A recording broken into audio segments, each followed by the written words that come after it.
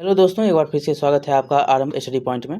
आज हम पढ़ेंगे एनसीईआरटी और एससीईआरटी ज्योग्राफी का जो है क्लास ये 7 है और चैप्टर नंबर 6 है। तो इसमें हमारा पर्यावरण के नाम से ये अध्याय है और दूसरा जो क्लास 7 का 7वां अध्याय है वो भी है जीवन का आधार पर्यावरण। दोनों को हम पढ़ेंगे, ठीक है। और दोनों का क्वेश्चन जो है बहुत ही अच्छा से होगा और एनसीईआरटी और एससीईआरटी दोनों मिलाकर पर्यावरण से खास करके आपको 200 प्लस क्वेश्चन मिलने वाले हैं। और ये क्वेश्चन अगर कर लीजिएगा आप तो हम ये कह सकते हैं कि पर्यावरण से 2 अध्याय में जो अगर पूछेगा तो क्वेश्चन आपको नहीं छूटेगा। एनसीईआरटी और एससीईआरटी से दोनों को हम ऐड करने वाले हैं। तो चलिए देखते हैं कि अगर अलग से कहिएगा तो अलग से भी हो जाएगा, लेकिन ऐड कर देंगे। चलिए उतना करेंगे तो समय अभी बहुत अभाव है। पहला क्वेश्चन देख लीजिएगा। पहला क्वेश्चन है कि ग्रीन हाउस प्रोटोकॉल क्या है। ग्रीन हाउस प्रोटोकॉल होता है, हमने क्लास जो है क्लास में किस में पढ़ा है, तो ये एनसीईआरटी में भी पढ़ा है और साथ साथ जो एससीईआरटी में भी इसका अध्ययन किया है ग्रीन हाउस के बारे में। तो यह जो होता है क्या होता है, यह सरकार एवं व्यवसाय को नेतृत्व देने वाला व्यक्तियों के लिए ग्रीन हाउस गैस उत्सर्जन को समझने, परिमाण निर्धारण करने एवं प्रबंधन हेतु एक अंतर्राष्ट्रीय लेखाकरण समाधान है। लिख कर जो है हम इतना करेंगे, जो है ग्रीन हाउस उत्सर्जन जो है इतना हम कम करेंगे और इतना जो है क्या होगा, हम कोशिश करेंगे इतना 8% 7% ये जो है लिखा जाता है कि हम 5 साल में इतना करेंगे, कम करेंगे उत्सर्जन। अगला क्वेश्चन देखिएगा, पर्यावरण और पारिस्थितिकी का जैविक घटक क्या है। हमने एक क्वेश्चन आपको दे दिया लेकर उसमें, लेकिन एक जो होता है ना धर्रा बनता है। धर्रा में आप अगर देखिएगा तो आपको अनेक प्रकार के क्वेश्चन ऐसे मिलेंगे जो बार बार पूछे जाते हैं और बार बार पूछे जाएंगे, तो उसमें से आपको ये सारे क्वेश्चन भी देखने को मिलेंगे। तो चलिए देखते हैं कि दूसरा नंबर क्वेश्चन, पर्यावरण एवं पारिस्थितिकी का जैविक घटक कौन सा क्या है। तो ये तो जैविक घटक क्या होता है, वनस्पति पेड़ पौधे जो होते हैं पर्यावरण पारिस्थितिकी के जैविक घटक होते हैं। अगला क्वेश्चन देखेंगे, पर्यावरण एवं पारिस्थितिकी का भौतिक घटक क्या है। आपने पढ़ा है कि आप जो है पर्यावरण में क्या क्या पढ़ा है। पर्यावरण में आपने पढ़ा है कि माने जो है पर्यावरण के घटक कौन कौन से हैं। पर्यावरण के घटक कौन है, एक मानव निर्मित है और एक जो है क्या है, एक मानव निर्मित एक प्राकृतिक। प्राकृतिक में आपको वायु आता है, जल आता है, ये जो है जैविक घटक, ये सारे किस में आते हैं, प्राकृतिक में आते हैं। और पर्यावरण के दूसरे घटक जो मानव निर्मित है उसमें कौन सा आता है, इमारत, पुल, स्मारक, पार्क, सड़क, ये सब जो है आते हैं किसमें, पर्यावरण के मानव निर्मित घटक में। तो ये सारे क्वेश्चन आपको पूछा जाता है, तो इसलिए आप घबराइएगा नहीं और ध्यान से अगर पढ़े होंगे क्लास को तो यहाँ से क्वेश्चन जो है छूटेगा नहीं। हम हर क्वेश्चन को पॉइंट बाय पॉइंट लिए हैं। चलिए तीसरा नंबर हो गया, नहीं हुआ। चलिए पर्यावरण एवं पारिस्थितिकी का भौतिक घटक क्या है, ये पूछा है। तो ये प्रवाहित जल है। जल जो होता है क्या होता है, भौतिक घटक है। अगला क्वेश्चन है, जीवों तथा पर्यावरण के पारस्परिक संबंधों का अध्ययन कहलाता है। देखिए बहुत ही लाजवाब क्वेश्चन है और यहाँ से क्वेश्चन जो है पूछा जाता है। देखिए पूछ लिया ना, ऊपर में पारिस्थितिकी हम पढ़ रहे थे और पूछ दिया कि जीवों तथा पर्यावरण के पारस्परिक जो संबंध होते हैं उस अध्ययन को हम क्या कहते हैं, उसी अध्ययन को तो हम पारिस्थितिकी कहते हैं, पारिस्थितिकी के नाम से जाना जाता है। अब देखिए इसको इकोलॉजी भी कहते हैं इंग्लिश में, इसको इकोलॉजी भी इंग्लिश में कहा जाता है। पारिस्थितिकी को इकोलॉजी भी कहते हैं। का सर्वप्रथम प्रयोग किसने किया, तो सर्वप्रथम प्रयोग करने वाले टॉन्सले ने किया था। टॉन्सले ने इसका सबसे पहले प्रयोग किया था। अगला क्वेश्चन है कि वन के पारिस्थितिकी तंत्र में कवक को किस समूह में रखा जाता है, सम्मिलित किया जाता है। तो ये अपघटन करता होता है। क्या होता है ये पारिस्थितिकी जो है तंत्र के में जो है कवक किस स्थिति में किस समूह में रखा जाता है, तो अपघटनकर्ता के समूह में रखा जाता है।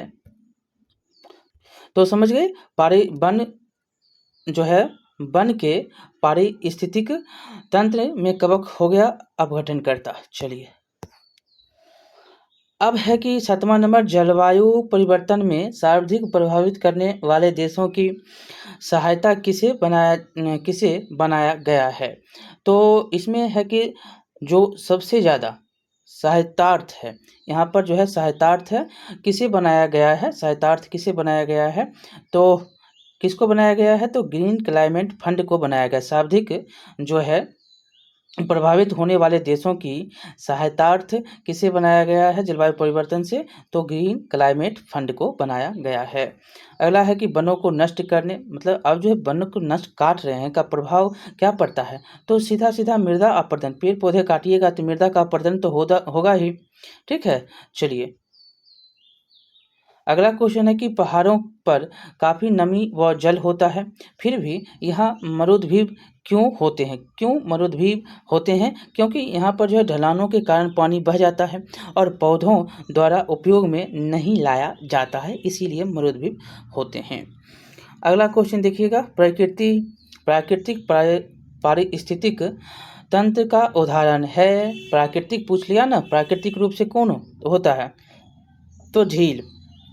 झील जो है प्राकृतिक रूप से एक मुहाना से चल रहा है, अब यहाँ से ये कट के हट गया तो ये झील बन जाएगा, प्राकृतिक रूप से बन रहा है, इसको तो आप बना नहीं रहे हैं। प्राकृतिक पार्क ये सब खेत सब तो आप बना देते हैं। अगला कि कृत्रिम, अब जो है बनाइए, अब बनेगा। कृत्रिम मतलब होता है खुद से। पारिस्थितिक तंत्र का उदाहरण कौन है? अब जो है आप बना दीजिएगा, वो खेत होगा। क्या हो जाएगा? खेत हो जाएगा। अगला है कि लवणीय जल पारिस्थितिक तंत्र का उदाहरण तंत्र है, कौन सा है लवणीय जल का है? तो प्रवाल भित्ति लवणीय जल पारिस्थितिक तंत्र का उदाहरण है। अगला क्वेश्चन देखिएगा, स्वच्छ जल पारिस्थितिक तंत्र का उदाहरण क्या है? स्वच्छ जल पारिस्थितिक तंत्र का उदाहरण कौन सा होगा? तो तालाब होगा। समुद्री तट होता है, स्वस्थ जल, खारा पानी होता है। 14 नंबर देखिएगा, पारिस्थितिक तंत्र के जैविक और अजैविक घटकों को कौन जोड़ते हैं? कौन जोड़ेगा? तो इसको जैविक और अजैविक को जोड़ेगा अकार्बनिक पदार्थ, जैविक भी और अजैविक भी। ठीक है, अकार्बनिक पदार्थ। अगला क्वेश्चन है, मृदा अपरदन को किससे बचाया जा सकता है? ज़्यादा से ज़्यादा वनस्पति को लगाइए, वन को लगाइए, मतलब पेड़ पौधे को लगाइए। तो यहाँ पर वन रोपण है, वन रोपण को करेंगे तो बचेगा। अगला क्वेश्चन है, एक पारिस्थितिक तंत्र में उत्पादकों एवं उपभोक्ताओं की संख्या में कौन निश्चित करते हैं? उपभोक्ता और उपभोक्ता, उत्पादक और उपभोक्ता की संख्याओं को कौन निश्चित करता है? ये क्वेश्चन है। तो ये जो है हो जाएगा जलवायु संबंधी कारक जो होता है वो उत्पादक और उपभोक्ता दोनों को ये निश्चित कर देता है, संख्याओं को निश्चित करने वाला यही होता है। जैसा जलवायु जहाँ पर आप गंगा नदी के किनारे देखते हैं कितना लोग बसे हुए हैं, वही आप तालाब के किनारे देखेंगे तो कितना लोग बसेगा? बहुत कम बसेगा। 17 नंबर है कि पारिस्थितिक तंत्र के पादपों व प्राणियों के पारस्परिक संबंधों का आधार है। पारिस्थितिक तंत्र के पादपों और प्राणियों के पारस्परिक संबंधों का आधार क्या है? तो पोषण संबंध रहेगा, तभी तो दोनों जिंदे रहेंगे, नहीं तो गए। अगला क्वेश्चन है, प्रकाशीय ऊर्जा को रासायनिक ऊर्जा में कौन बदलता है? जब प्रकाश है तो उसको रासायनिक ऊर्जा में बदलने वाला बस एक ही है, वो है हरा पादप होता है। अगला क्वेश्चन देखिएगा, पारिस्थितिक तंत्र के स्वपोषी घटक कौन से होते हैं? तो ये होते हैं पादप। कौन होते हैं? पादप होते हैं। अगला देखेंगे, हरे पौधे को पारिस्थितिकी में क्या कहते हैं? हरे पौधा जो होता है उसको पारिस्थितिकी में क्या कहा जाता है? तो उत्पादक कहा जाता है। इसी को तो खाकर जो है सभी जीवित रहते हैं। ये प्रथम हो जाता है। विश्व का सर्वाधिक प्रसिद्ध कीटनाशक कौन सा है?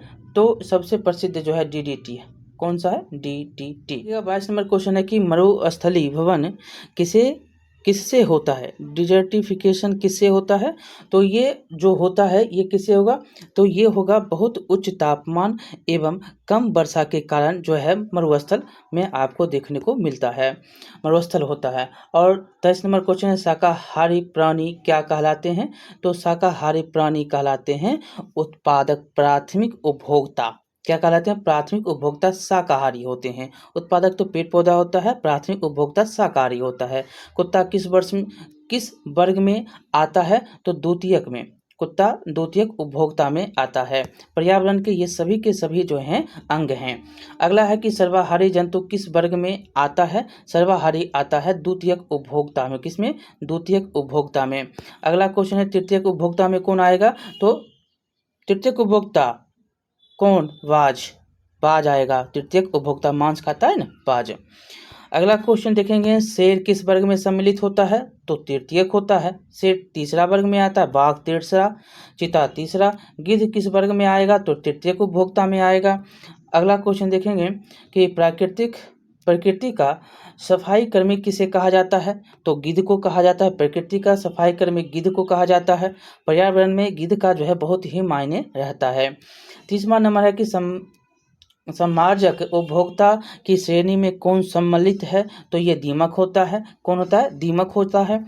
अगला है कि अपघटक जीवों का उदाहरण कौन है? अपघटक जीवों का उदाहरण कवक होता है। अपघटक जीवों का उदाहरण कवक होता है। अगला क्वेश्चन, बैक्टीरिया किस श्रेणी में सम्मिलित है? बैक्टीरिया जो है अपघटक के श्रेणी में सम्मिलित होता है।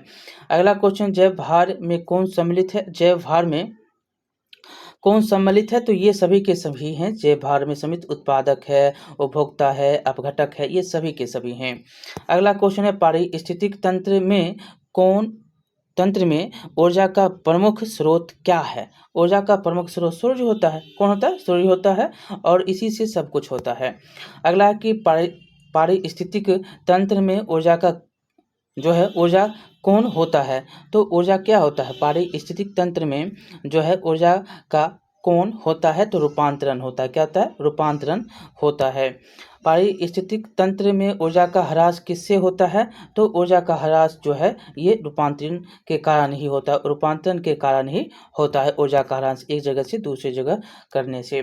हरे पौधे सूर्य के प्रकाश को किस में बदल देता है? तो हरा पौधा जो है ऊपर में पढ़ा, रासायनिक ऊर्जा में बदल देता है। हरा पौधा जो है सूर्य के प्रकाश को रासायनिक ऊर्जा में बदल देता है। पादपों से शाकाहारी जीवों में कितनी ऊर्जा पहुंचती है? तो मात्र 10%। पादपों से शाकाहारी जीवों में कितनी ऊर्जा? 10%। पारिस्थितिक तंत्र में ऊर्जा का प्रवाह सदैव कैसे होता है?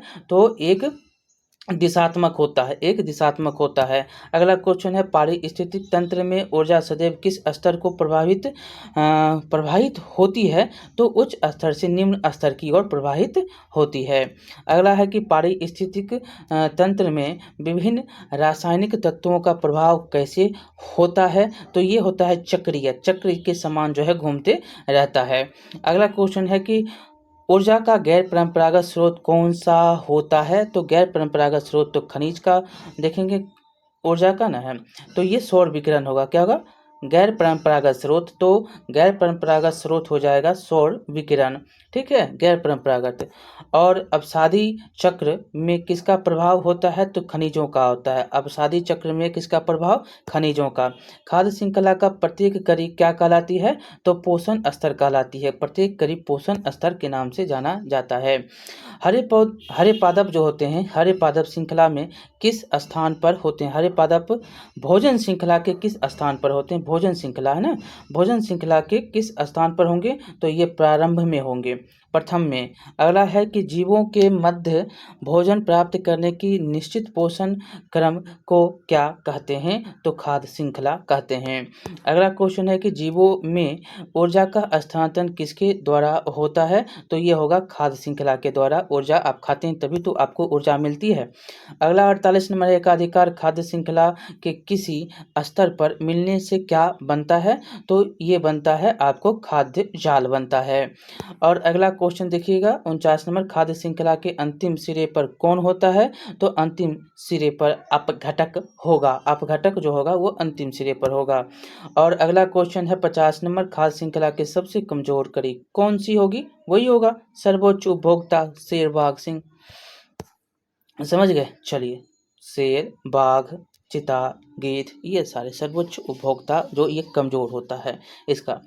तो इस प्रकार से आपका जो है ये 50 क्वेश्चन था, और बहुत सारे क्वेश्चन पर्यावरण में जो है एक एक पॉइंट से आपको क्वेश्चन मिलेगा। टोटल 200 से प्लस क्वेश्चन है, 2 अध्याय है, और साथ ही साथ एनसीईआरटी है। तो 200-250 क्वेश्चन जो है 2-3 अध्याय को मिलाकर हम बनाए हैं, और 50 ये मिल गया। अब जो है हम कोशिश करेंगे कि शायद इसमें 10 से 15 मिनट ही लगाए, तो कोशिश करेंगे कि आधा घंटा प्लस आपको हम वीडियो दें लेकर, और उसमें 150 प्लस क्वेश्चन हो। ठीक है, 150 से प्लस क्वेश्चन, 150, 200 भी हो जाएगा तो चलेगा। 2 अध्याय मिक्स होंगे, और साथ ही साथ बहुत ही इंपॉर्टेंट एक एक पॉइंट, ये सारे के सारे पर्यावरण से क्वेश्चन हैं। ठीक है, तो चलिए मिलते हैं अगले क्वेश्चन जो होगा उसमें। बहुत बहुत धन्यवाद। लाइक शेयर सब्सक्राइब जरूर करिएगा।